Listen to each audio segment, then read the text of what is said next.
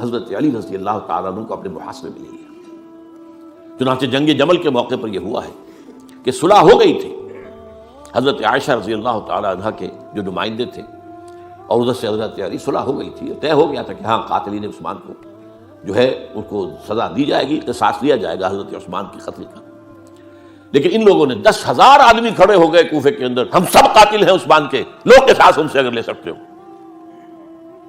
جس کے نتیجے میں اور انہوں نے جنگ شروع کر دی۔ اور جب جنگ شروع ہو جائے تو پھر اس کے بعد تو کوئی نہیں دیکھ سکتا کیوں شروع ہوئی، کیسے شروع ہوئی، کس نے شروع کی، اب تو یا مارو یا مرو، دو ہی باتیں ہوتی ہیں۔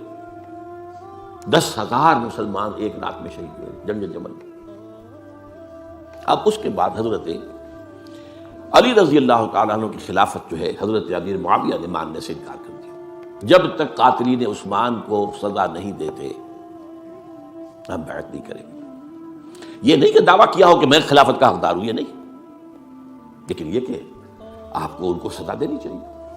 اب یہ تھا وہ مخمصہ جس میں حضرت علی رضی اللہ تعالیٰ عنہ وہ فرماتے تھے تو میرا ساتھ دو تو میں ان قاتلین عثمان سے سزا جو ہے ان کو سزا دے سکتا۔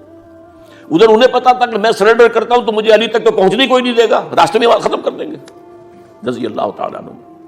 تو یہ پیچ تھا ایک جو ایسا پڑا ہے۔ اب اس میں جب حضرت معاویہ اور حضرت علی کے مابین فیصلہ کن جنگ ہوئی، جنگ صفین جسے کہتے ہیں، جس میں 70,000 مسلمان ایک دوسرے کی تلواروں، تیروں، نیزوں سے قتل ہوئے۔ اس موقع پر حضرت معاویہ کی طرف سے ایک آفر آئی، قرآن مجید کو نیزے پر اٹھا کر لوگوں نے کہا کہ یہ خون ریزی بند کر دو، ہم قرآن کا فیصلہ ماننے کو تیار ہیں۔ حضرت علی دیکھ رہے تھے کہ یہ اصل میں میری فتح کو شکست سے بدلنے کا پروگرام ہے، تقریباً فتح میری ہو چکی ہے، لیکن یہ جو طبقہ تھا یہ ان کا نہیں، بڑی ٹھیک بات کہہ رہے ہیں، وہ مانیے ان کی بات، جنگ بند کی۔ انہوں نے ہی یہی لوگ تھے جنہوں نے مجبور کیا حضرت علی کو کہ وہ تحکیم پر رضامند ہو جائے۔ اس کے بعد تحکیم میں جو معاملہ ہوا، حضرت علی حضرت عبداللہ ابن عباس کو اپنی طرف سے حکم بنانا چاہتے تھے، یہ اڑ گئے نہیں، یہ اکھڑ اڑ جانے والے لوگ، اور یہی اصل قوت ہے، وہاں ساری طاقت تو انہیں کی تھی۔ تو انہوں نے ابو موسیٰ اشعری کو اپنی طرف سے مقرر، وہ بہت نرم خو آدمی تھے، انہیں برابر۔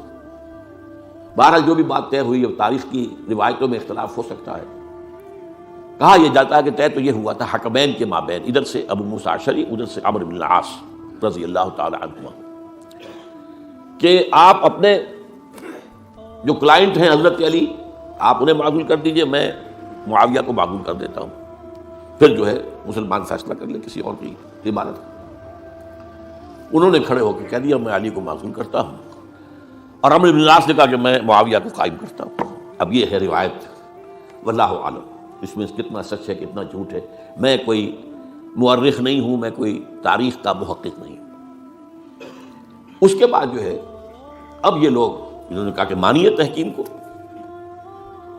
اور جب انہوں نے حضرت علی نے اس تحکیم کے فیصلے کو ماننے سے انکار کیا تو باغی ہو گئے، حضرت علی کو کافر قرار دیا، اور جا کر ایک جگہ پر حرورا ایک جگہ تھی وہاں پر جا کے جمع ہو گئے، جتھا بندی کی، بہت بڑی طاقت پر وہاں کری۔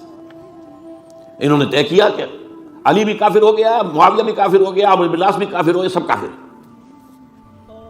حضرت علی کی طرف سے ایک گئے سفیر ان سے بات کرنے کے لیے، تو انہوں نے کہا تم ہی نے تو کہا تھا کہ تحکیم کو تسلیم کرو، کہ ہاں ہم نے گناہ کیا تھا، کفر کیا تھا، ہم توبہ کی، ہم نے اگر علی بھی مان لے کہ میں نے مان کر کفر کیا تھا اب میں توبہ کرتا ہوں تو ہم ان کی بات مان لیں گے۔ اب حضرت علی اس طرح کا جھوٹ کیسے بولتے، انہوں نے تو کوئی کفر نہیں کیا تھا۔